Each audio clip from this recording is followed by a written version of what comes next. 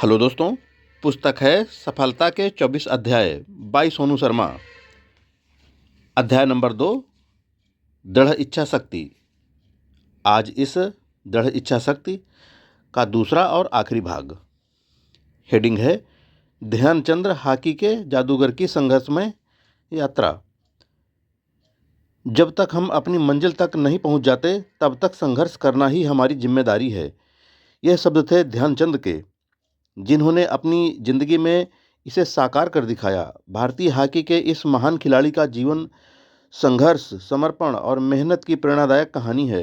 ध्यानचंद ने दिखाया कि जब मन में दृढ़ इच्छा शक्ति हो तो कोई भी चुनौती आपका रास्ता नहीं रोक सकती। ध्यानचंद का जन्म 29 अगस्त 1905 को इलाहाबाद में हुआ था। एक छोटे से गांव में जन्मे इस लड़के को यह कभी नहीं पता था कि वह एक दिन हॉकी का जादूगर बनेगा। उनके परिवार की आर्थिक स्थिति ठीक नहीं थी। उनके पिता एक छोटी सी चाय की दुकान चलाते थे और ध्यानचंद के पास खेल के लिए अच्छे उपकरण भी नहीं थे। लेकिन उनकी उत्सुकता और इच्छा शक्ति इतनी मजबूत थी कि उन्होंने उस कठिन समय में भी अपनी मेहनत से खेल के मैदान में अपनी पहचान बनाई। एक बार हिटलर ने ध्यानचंद को जर्मन सेना में ऑफिसर का पद देने का प्रस्ताव दिया, लेकिन ध्यानचंद ने हिटलर का यह प्रस्ताव विनम्रता से ठुकरा दिया। यह घटना उनके व्यक्तित्व की एक और बड़ी मिसाल थी, जो इस बात को दर्शाती है कि वह सिर्फ अपनी खेल भावना के लिए खेले और अपनी ईमानदारी से समझौता नहीं किया। उन्होंने हमेशा अपनी ज़िंदगी को ईमानदारी, कड़ी मेहनत और समर्पण से जिया। ध्यानचंद की जीवन यात्रा हमें यह सिखाती है कि सच्ची मेहनत, समर्पण और इच्छा शक्ति से कोई भी कठिनाई पार की जा सकती है। वह सिर्फ भारत के लिए ही नहीं, दुनिया भर के लिए प्रेरणा स्रोत बने। उनकी संघर्षमय यात्रा यह बताती है कि अगर किसी के मन में सपने और लक्ष्य हैं तो उसकी सफलता केवल और केवल उसकी कड़ी मेहनत और दृढ़ निश्चय पर निर्भर करती है। जो लोग संघर्ष करते हैं वही अंत में जीतते हैं। ध्यानचंद का जीवन इस कहावत का सबसे बेहतरीन उदाहरण है। उनके जीवन ने यह साबित कर दिया कि चाहे परिस्थितियां कैसी भी हों, अगर आत्मविश्वास और संघर्ष की भावना मजबूत हो तो कोई भी लक्ष्य प्राप्त किया जा सकता है। ध्यानचंद का जीवन यह सिखाता है कि सपने कभी भी छोटे या बड़े नहीं होते, बल्कि वह सिर्फ अपनी मेहनत, ईमानदारी और समर्पण पर निर्भर करते हैं।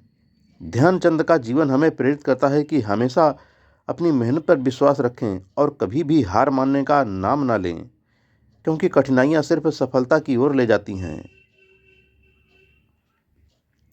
इच्छा शक्ति का हमारे जीवन में बहुत बड़ा महत्व है।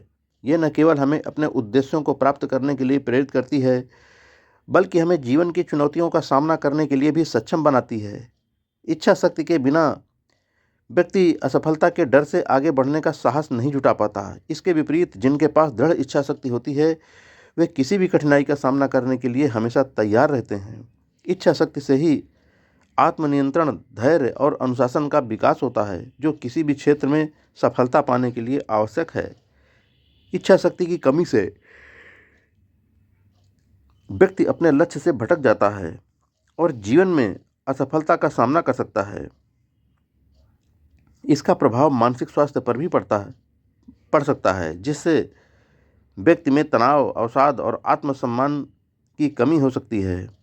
इच्छा शक्ति की कमजोरी के कारण व्यक्ति का आत्मनियंत्रण और अनुशासन भी कमजोर हो जाता है, जिससे उसकी कार्य क्षमता पर नकारात्मक प्रभाव पड़ता है।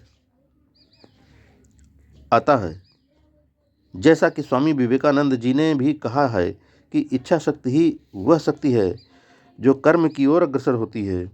इच्छा शक्ति के अधिकारी मनुष्य के लिए कुछ भी असंभव नहीं होता। संसार में ऐसे अनेक व्यक्ति हुए हैं जो साधन विहीन थे परंतु इच्छा शक्ति के धनी थे। ऐसे लोग अपनी इच्छा शक्ति के कारण ही सफलता प्राप्त कर पाने में सफल होते हैं। तो याद रखें, जब आपके पास कुछ भी नहीं होगा तब आपकी इच्छा शक्ति ही आपका हथियार बनेगी। इच्छा शक्ति जीवन में सफलता प्राप्त करने का मूल मंत्र है।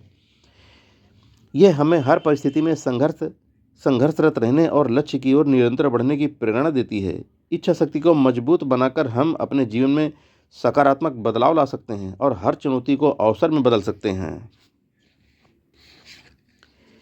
एक मैच के दौरान जब मेरा प्रतिद्वंदी मुझे मुक्का मारकर गिरा देता है और मैं गिर जाता हूँ और वह मेरी छाती पर खड़ा हो जाता है। आपको पता है मैं क्यों गिरा? इसके कौशल के कारण। वह मुझसे बेहतर है, उसके कौशल ने मुझे गिरा दिया है। मैं उसके कौशल के कारण गिरा, लेकिन मैं अपनी इच्छा शक्ति के कारण फिर से खड़ा हो जाता हूँ। जब भी मैं खुद से बोलता हूँ, मोहम्मद एक बार फिर खड़े हो जाओ, जब मैं अपनी इच्छा शक्ति से बोलता हूँ, एक बार और उठो मोहम्मद और लड़ो, कौशल मुझे हराता है, लेकिन इच्छा शक्ति मुझे फिर से खड़ा करती है। इसलिए कौशल से ज़्यादा इच्छा शक्ति महत्वपूर्ण है।